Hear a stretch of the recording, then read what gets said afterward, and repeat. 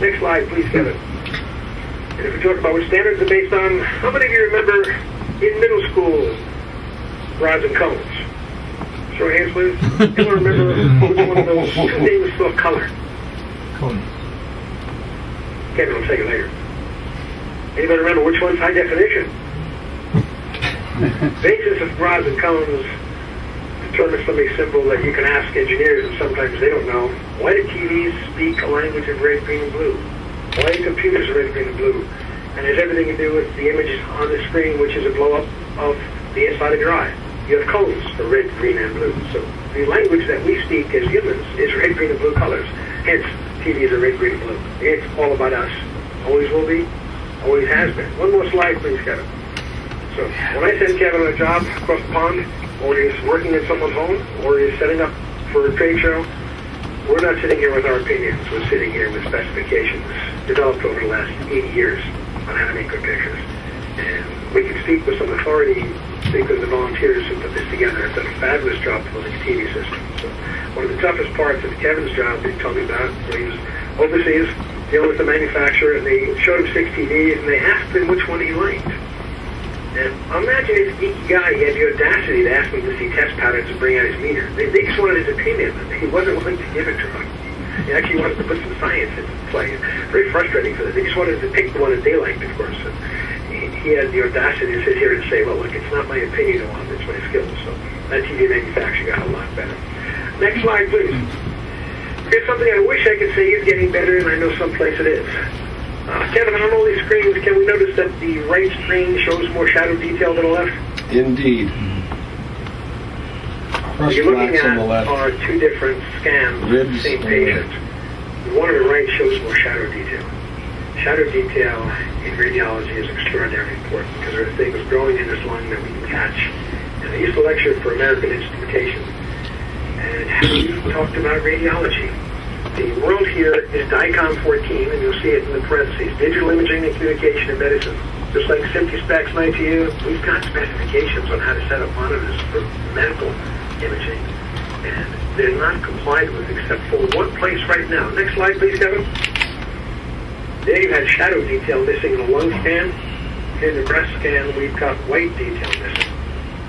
So I left that industry happily to join Kevin in consumer electronics and entertainment industries, but the province of Alberta in Canada just approved with all the radiologists mandatory monitor calibration. So Kevin, we started this in the 90s, it's beginning.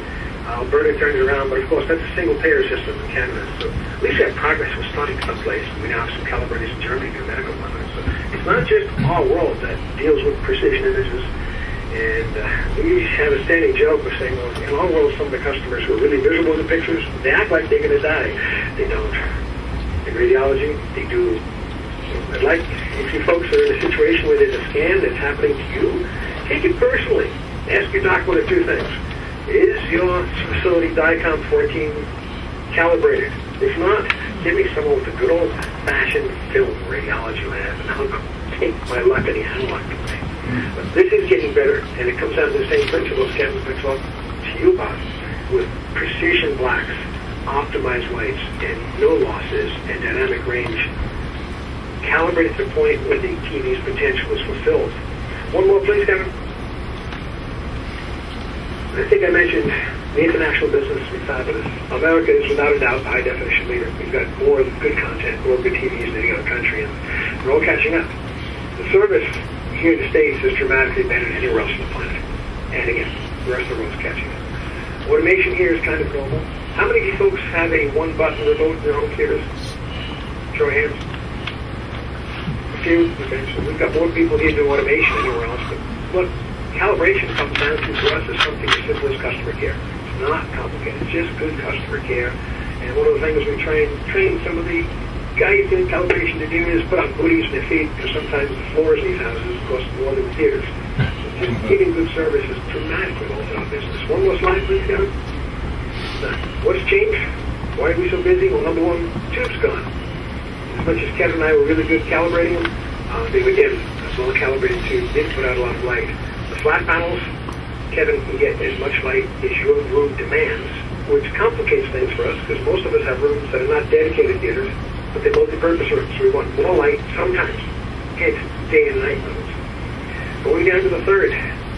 Kevin, you'll be able to take some camera readings later, correct? We have already on all of them. What Kevin's going to show you is, you've heard of CAD/CAM manufacturing, computer-assisted design, and computer-assisted manufacturing. We're going to show you computer-assisted calibration, where Kevin can give you good gamma information in under 30 seconds. And gamut, the actual color space. Kevin, you had some good luck with a number of these TVs getting the gamut, correct? Yeah, Dwayne and I and Ed measured both, gamut, grayscale, every parameter you can think of with SpectraCal's CalMan Pro, and we have that data in PDF form, and we're going to be showing it to everybody when we're done here this evening so we can go over the results.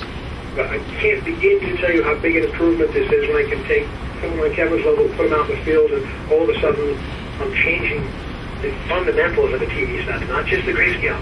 The way it performs in different rooms, how close to a broadcast monitor can we get if we have a broadcast lit room, a dim room, and colors correct. The fourth item, calibration now is really obvious because the signals are in it. In the NTSC world, signal quality was poor. Calibration was harder to see. In HD, it's amazing and easy to see. The fifth thing, unfortunately, the same controls that Kevin and I and our calibrators are ecstatic about on the TV sets, because we've got extensive controls on parallelizing for people without training and equipment.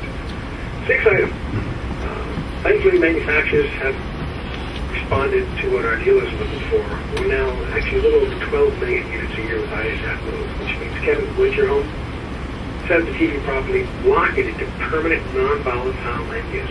So you don't have to worry about, oh, my dog stepped on the remote control and pressed the reset and the calibration's all gone. So this is major progress. The last item here, CEA, our Consumer Electronics Agency. They've been doing some research. You know what they found? A few customers that still have money that didn't get taken by Madoff and blew up the markets, they're demanding subscriptions. They want everything at respectable prices. They want online prices, but they want custom type service like Cedia. The customers we have now want everything. Price and service. And guess what? You deserve it. These things are expensive. And they have capabilities that are necessary. Last slide, Kevin. Right up. Let me turn it over to you folks. Appreciate your time. Sorry I couldn't be there with you.